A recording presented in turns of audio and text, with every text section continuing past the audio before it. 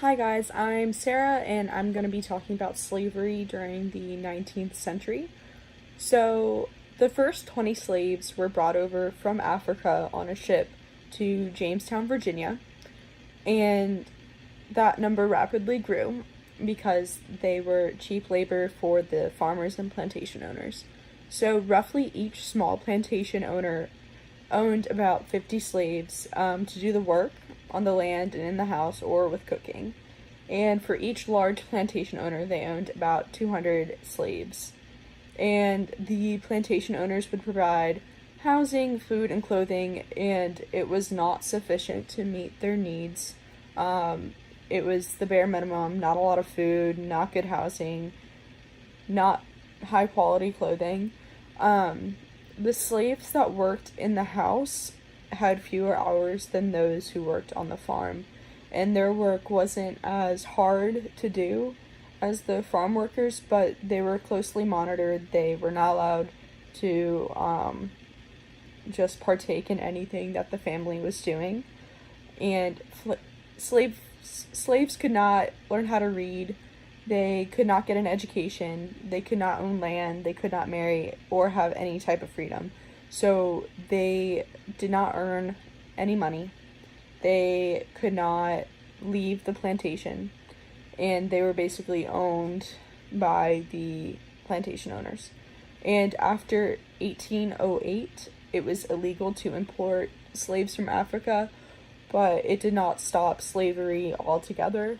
So, I'm from Alexandria, Virginia, and Alexandria back in the day, in the 1800s, was known for the biggest slave pen called the Franklin and Armfield Slave Pen, and it was located at 1315 Duke Street, which is the street I live right off of, and it was one of the largest trading of slaves in the country. And with Alexandria being right on the Potomac, it made it really easy for ships to come in and pick up exports and drop off imports. The slave ships would come, drop off the slaves, and they would go to the slave pen about half a mile up the road. And the part of the Potomac where we are at is very wide, so it made it easy for ships to navigate through there. With the Potomac, it gets smaller, not too small, but smaller, and it made it harder for ships to go other places. So Alexandria was the perfect point because it is right inland in Virginia, and it is near Maryland as well. It is a good central place, and the slaves in Alexandria were not treated very well.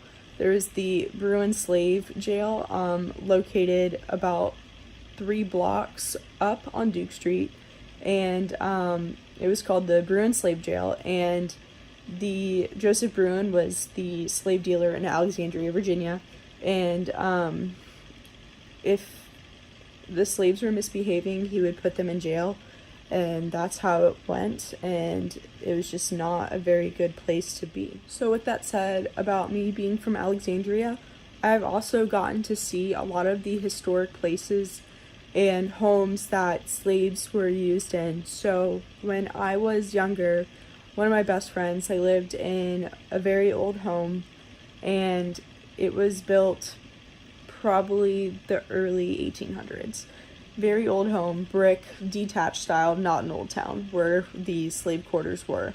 But in this house, in the dining room, there was a button on the floor where the master would sit, and he would push his foot on the floor, and there's a little button, and it would ring in the slave quarters or the kitchen because they did not really cook.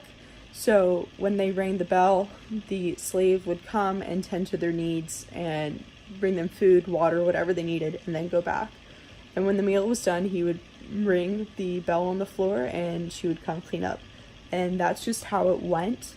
And a lot of homes are like this, but not as much anymore. And there's also like a cottage near where I live, and it's a historic home. You can't do anything to it, but in the back there used to be a old shed, which was where they kept the slaves, and I had the opportunity of knowing the older woman that lived there, because I babysat her grandchildren, and she said that yes, that's where the slaves were kept when her parents and grandparents had slaves in the house to help with the work.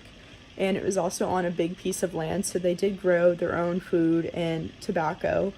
So it was very interesting to learn that history, since it is 2 blocks away from my house.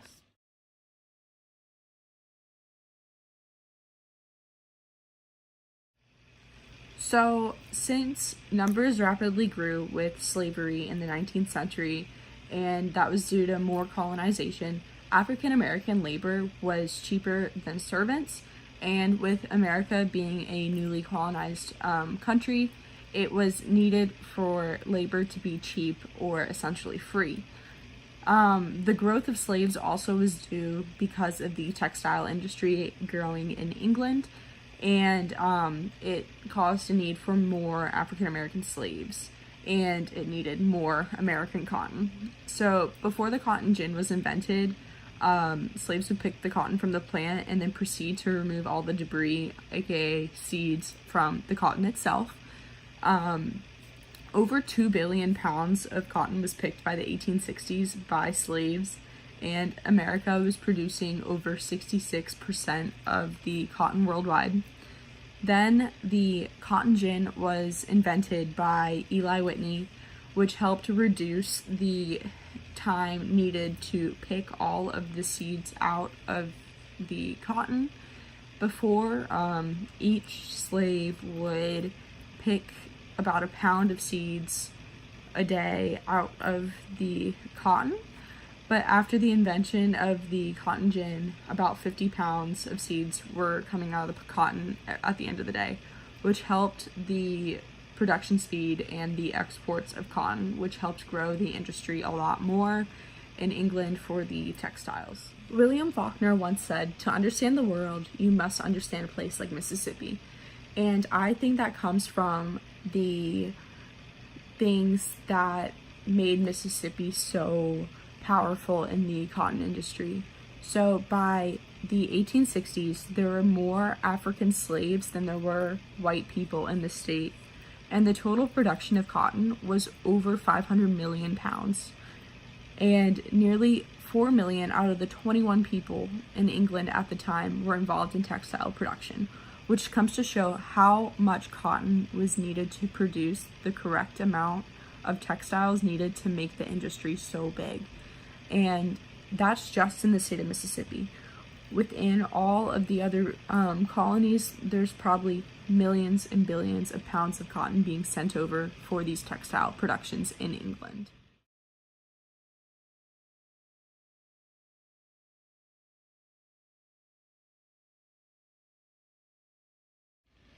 So the state of Virginia was the leading exporter of tobacco and the producer. So tobacco grew along the Potomac River, and it was very labor intensive.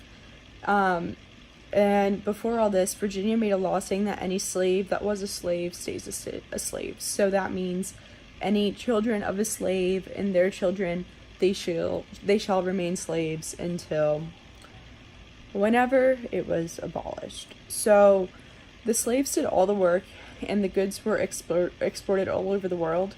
But the cost of tobacco did go down due to overproduction, and it was a very tedious plant to grow. You had to plant the seeds, then transfer them and tend to them in the hillside, which was very hard work, and it was backbreaking for a lot of the slaves.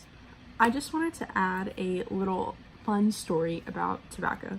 So back when the British came to America, they were smoking tobacco, and they were interacting with the natives that lived here before everything happened with slavery, colonizing, all that stuff. But the Native Americans thought they're on fire. So what they did was they got buckets of water and started throwing it onto the explorers because they thought they're on fire, but no, they're just blowing smoke out of their lungs to release the smoke that they had burned, that they had inhaled.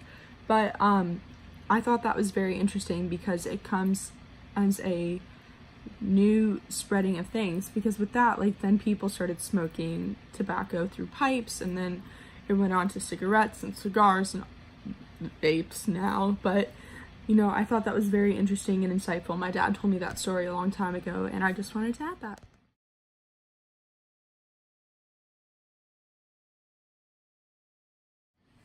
So during the Civil War, they needed people to fight. The Civil War was about one thing and one thing only. It was about slavery. The North did not want slaves in their country, but the South did. There were over 4 million slaves in the South.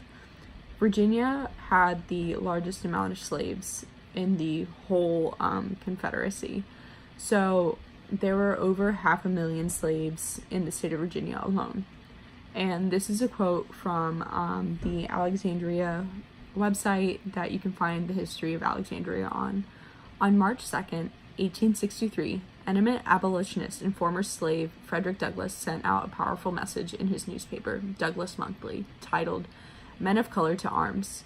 It urged black men to support the nation's war and the crusade to end generations of slavery. Approximately 180,000 African American soldiers took up the call to fight for the Union, compromising more than 10% of all federal forces. So that comes to show that even though in the state of Virginia there were slaves, but there are many slaves that did not want to be part of it. A lot of slaves, all the slaves did not want to be slaves anymore.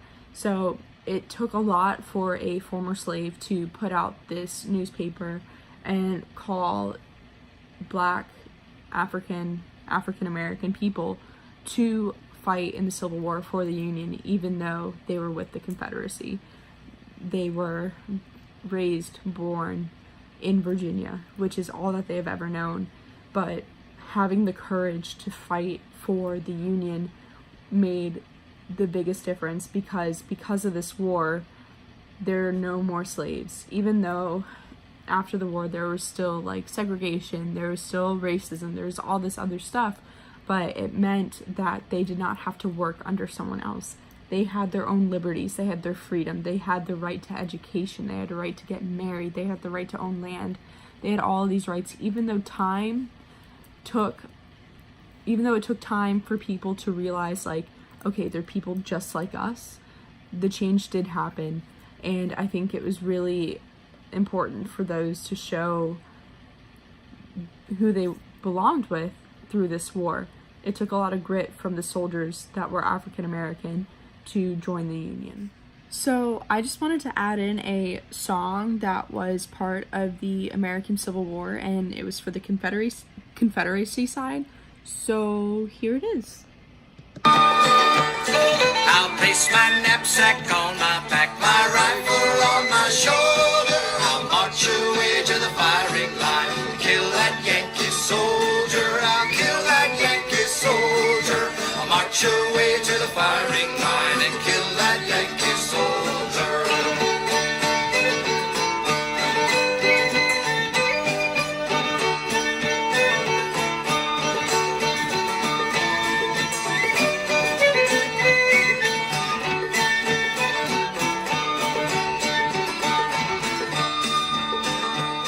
I'll bid farewell to my wife and child, farewell to my aged mother. I'll go and join in the bloody strife till this cruel war is over, till this cruel war is over. I'll go and join in the bloody strife till this cruel war is over.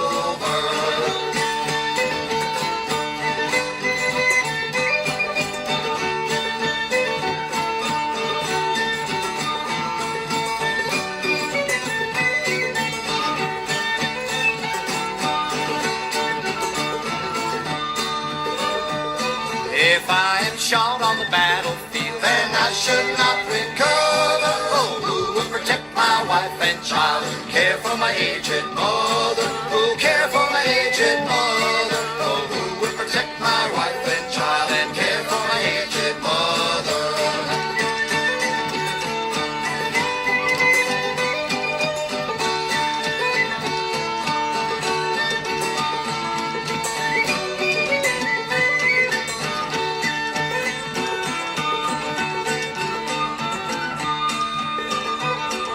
And if our southern cause is lost and southern rights denied us, we'll be ground beneath the tyrant's heel for our demands of justice, for our demands of justice. We'll be ground beneath the tyrant's heel for our demands of justice. And that music was by the Second South Carolina String Band. And I think that was important to listen to because it shows that, you know, even though we were one country, there was still a split between the South and the North, the Confederacy and the Union. The Confederacy did want to win, and it shows, like, when the song says, if our Southern cause is lost and the Southern rights denied us, we'll ground beneath the tyrant's heel for our demands of justice. That basically means that they're not going to give up until they have what they want.